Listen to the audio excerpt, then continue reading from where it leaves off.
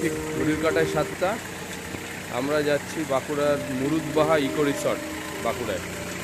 ওটা ঠিক শুশুনিয়া পাহাড়ের কোলে। ঘড়ির কাঁটায় 7টা বাজে,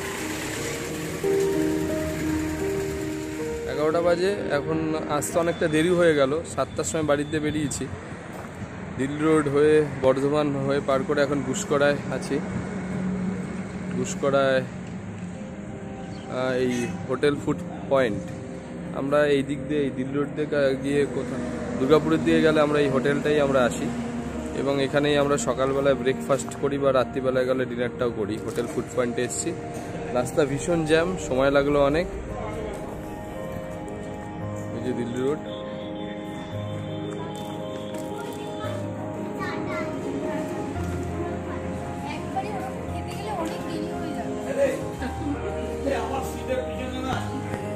এই যে ব্রেকফাস্টে সুন্দর খাবার দাবার। ওই যে বাবনদা বসে গেছে খেতে। এই যে ঠিক আছে, ব্রেকফাস্টটা ঠিক আছে তো? হ্যাঁ, আলু পরোটা আর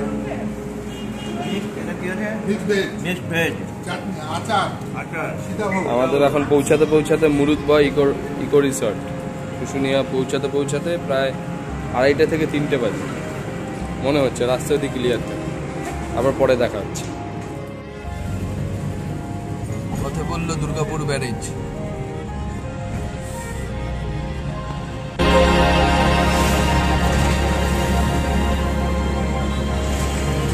শুশুনিয়া পাহাড় থেকে কথা বললো দুর্গাপুর ব্যারেজ।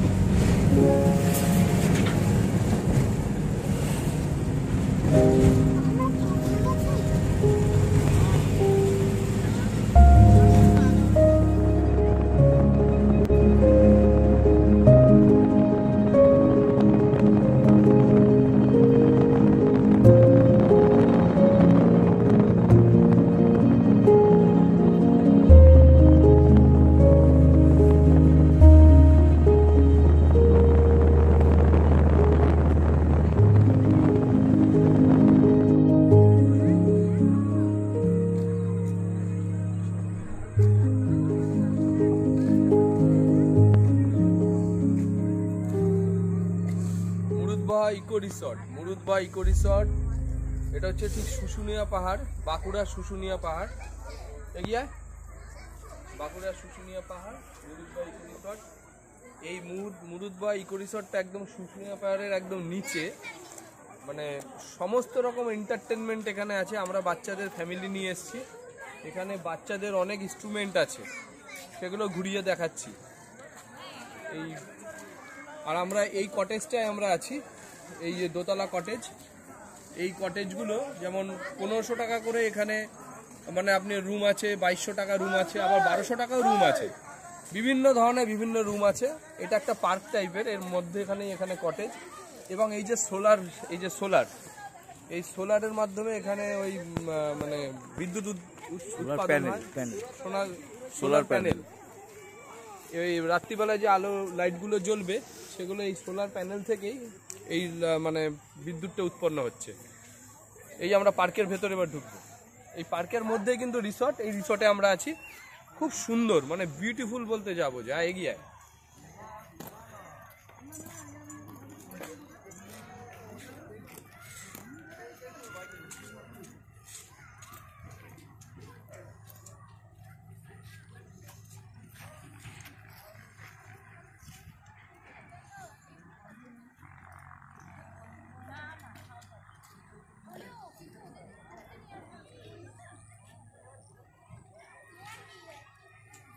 একটা অসাধারণ একটা পরিবেশের মধ্যে এই মুরুদবাহা ইকো রিসর্ট।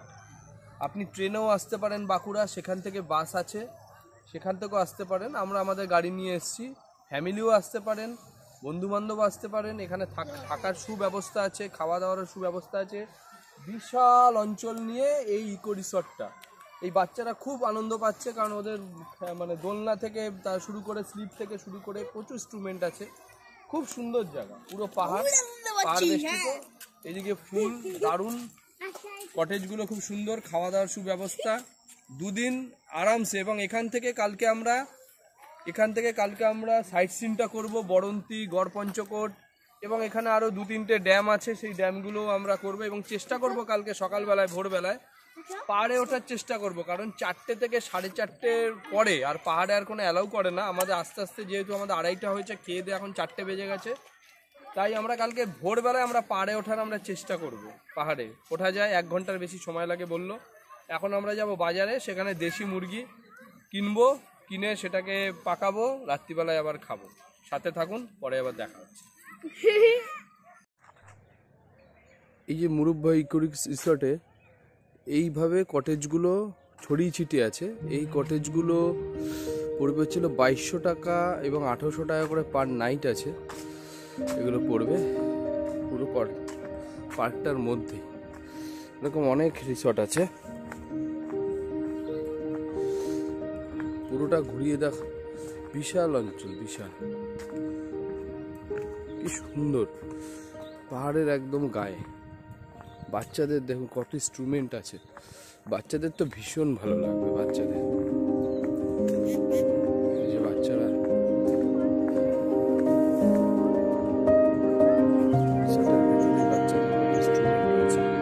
আমরা ওই দোতলা কটেজটায় আছি, ওই যে দোতলার যে কটেজটা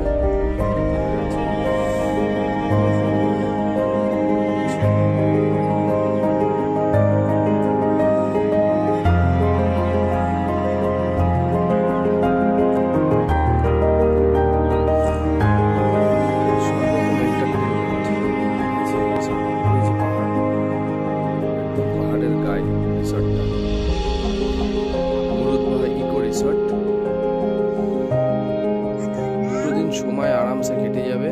তার সাথে তো খেজুরের রস পাড়া, তারপরে খেজুরের রস থেকে কীভাবে প্রসেসিং হচ্ছে গুড়ের, সেগুলো দেখতে পাওয়া, পাহাড়ে ওঠা।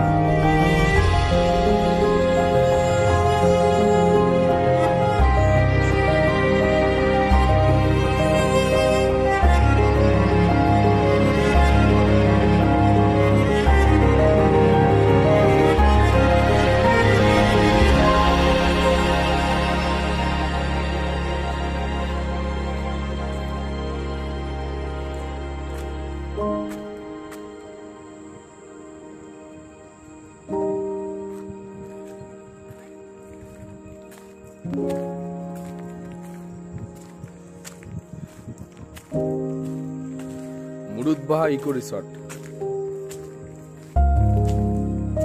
মুরুদ্বাহা ইকো রিসর্ট।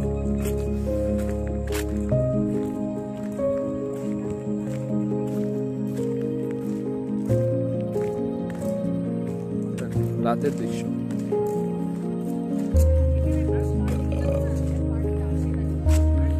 বিরাট রিসর্টটা, বিরাট, বিশাল এরিয়া জুড়ে।